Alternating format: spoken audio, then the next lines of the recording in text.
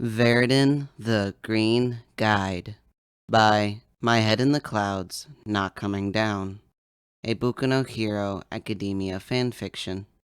Chapter 23, Quirks. Izuku wasn't used to feeling proud of himself. He wasn't used to feeling loved either, but Mom had at least exposed him to the emotion, so it was pretty understandable that the past week had been pretty strange. He had been doing virtual vigilantism every night, so he was getting much better at hacking. He had been working up to hacking into cameras in front of stores and stuff, so that he would have eyes everywhere, and it was so much fun.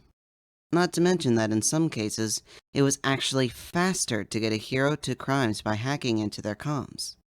He still couldn't wait to get his cast off so he could help the heroes fight. But maybe he'd have to spend a few days a week doing it this way, even after he healed. He'd cross that bridge when he'd get to it, but for now, he finally felt like he was doing something right for once in his life. Which brought him to the other unfamiliar emotion, feeling loved. He thought that maybe Eraserhead was just the exception, and only missed him because of his habit of adopting strays. If he stopped to pet a cat, of course he would remember an annoying vigilante.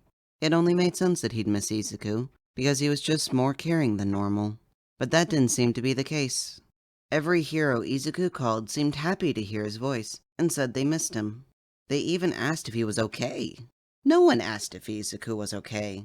Not Kachan, not his teachers, not his classmates. But here were actual real-life pro-heroes who seemed to care. Izuku knew that they only cared because they didn't know he was quirkless. So he couldn't help but feel a little bit guilty for lying to them. A part of him knew that he should just tell them so that they wouldn't waste their time on him. And he felt so selfish for keeping his quirklessness to himself. But he didn't want to lose this feeling. He knew he didn't deserve to feel loved. But, well, it wasn't like he was actually lying to the heroes, right? He was just leaving out some info. That's part of the reason why he'd been dodging all the questions about what forced him off the streets. If they knew he broke his arm, or where he broke it, they might be able to pull the hospital records or something, and then they'd know who he was, and then they'd know he was quirkless, and then they'd force him to stop, and they'd tell Mom, and she would be so worried, and that was the problem with slow nights. Not that Izuku wasn't glad that no one was committing crimes. It just left him so much time to get lost in his head. He switched between cameras again, looking for anything suspicious. There were a couple of drunks, like there were every night, and some other people wandering about, but no one was doing anything criminal as far as he could see. The closest thing to a problem he could see was a group of teenagers smoking, but they weren't hurting anyone, even if they were loitering. He was about to switch cameras again and see if he could track down any heroes and see what they were doing, when one of the teenagers jerked suddenly and slapped his neck. Within seconds, the others were batting at the air and slapping themselves as well. But beyond that, Izuku couldn't see anything wrong. He really wished that the cameras he was watching through had audio, so he could tell if they were just hallucinating from whatever they were smoking, or if they needed help.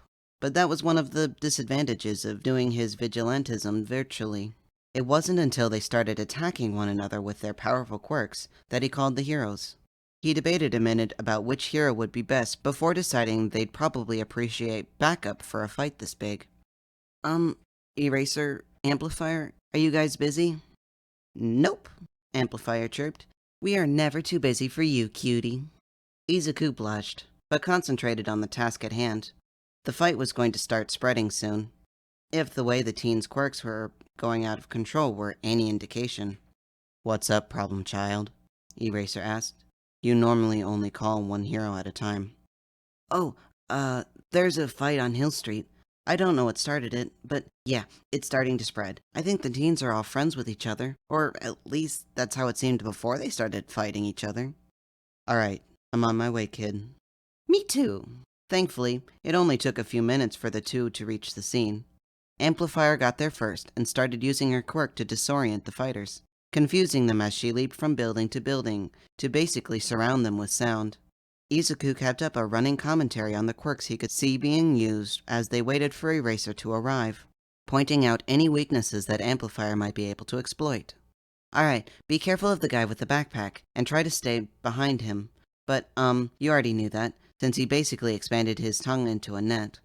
If he does try to go for you, stay close to the ground, because I can't imagine the street tastes very good. It might buy you some time. Who else? Wait, did that guy just teleport?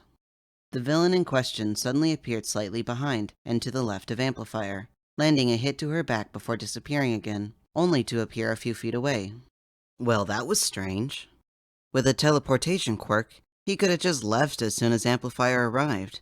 So why did he stick around? Did he want to fight Amplifier? Or did he have a limit on how far he could go? The latter option seemed more likely, because what teenager would willingly fight a pro hero?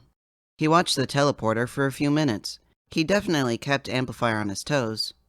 But after the first time, she was able to get a glance of him in her peripheral vision due to his habit of popping up either slightly to the left or right of slightly behind her. That didn't make sense. Why wouldn't he appear directly behind her? Unless he couldn't. Amplifier, try to bait the tongue guy into blocking the teleporter's field of vision. He saw her nod, and within a few seconds, the teleporter's head was wrapped in his friend's tongue. Izuku shuddered.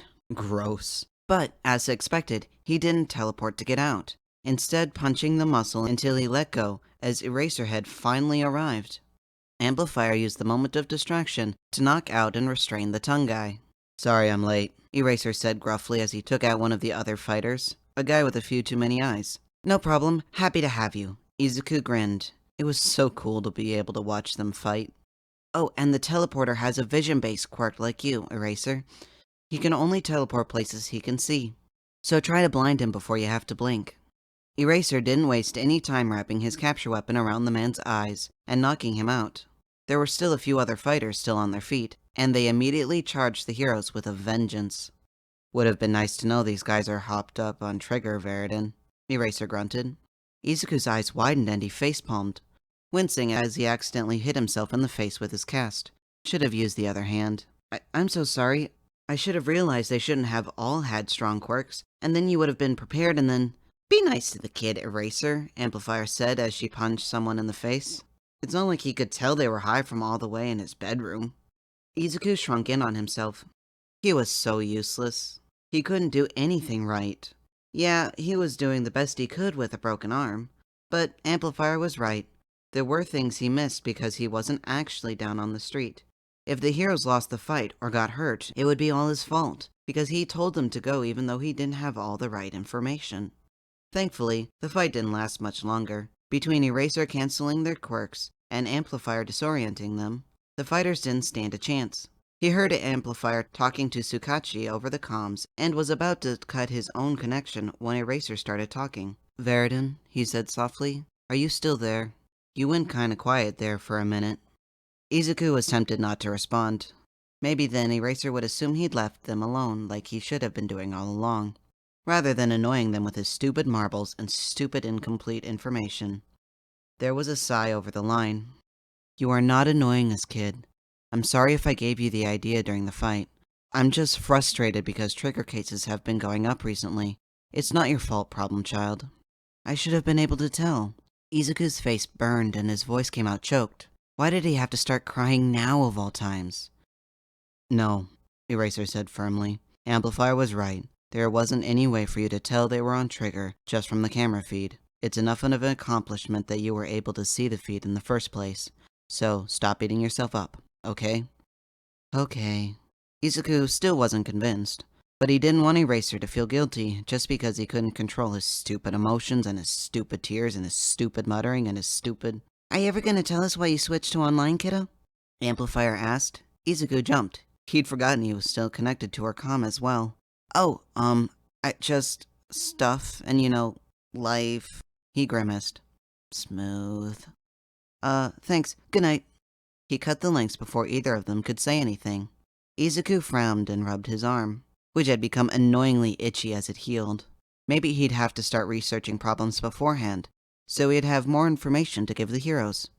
It probably wouldn't help with stuff like muggings, but maybe for drug busts? Maybe he could find some more info on Trigger and pay Eraser back for today. Izuku sighed and closed his computer before crawling back into bed. He'd have to deal with that tomorrow. Izuku rubbed his head as he tried, once again, to concentrate on his history assignment. But it was no good. He'd woken up a few minutes before his alarm this morning, gasping as he remembered the fight when he had actually met Eraser for the first time. It had been a group of thugs minding their own business, who suddenly went crazy and started fighting each other for no reason. And Eraser had mentioned they had trigger in their system.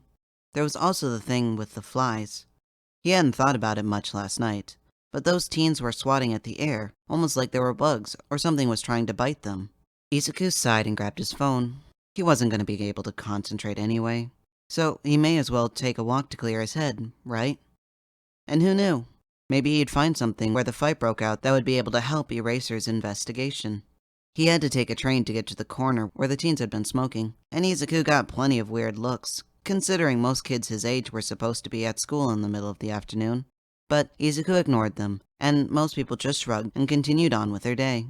Izuku wasn't surprised. People always looked away from him. He just wasn't interesting enough to merit paying attention to. He was used to being ignored. The corner looked different in daylight, and Izuku looked up until he saw the camera he'd hacked into the night before. It was weird seeing the street from this angle, but a good kind of weird. It made Izuku smile slightly before he went back to looking around for clues. He didn't really know what he was looking for. After all, if they were insects or mosquitoes or something, they would have been long gone by now, but a metallic glint caught Izuku's eye, and he looked around briefly before walking towards it and kneeling down. He sucked in a harsh breath as he saw the crumpled corpse of a tiny robotic bee. A cracked glass cylinder acting like its abdomen. The guy that slapped his neck must have managed to damage it enough that it couldn't fly away, and the abdomen container would easily hold a tiny dose of trigger, which would explain why Izuku had never seen either group shoot up. Izuku grabbed a small Ziploc from his bag. It had held carrots at one point, and picked up the bee, hoping there was enough of it left for him to hack into, then started heading back home. He still had homework to finish after all.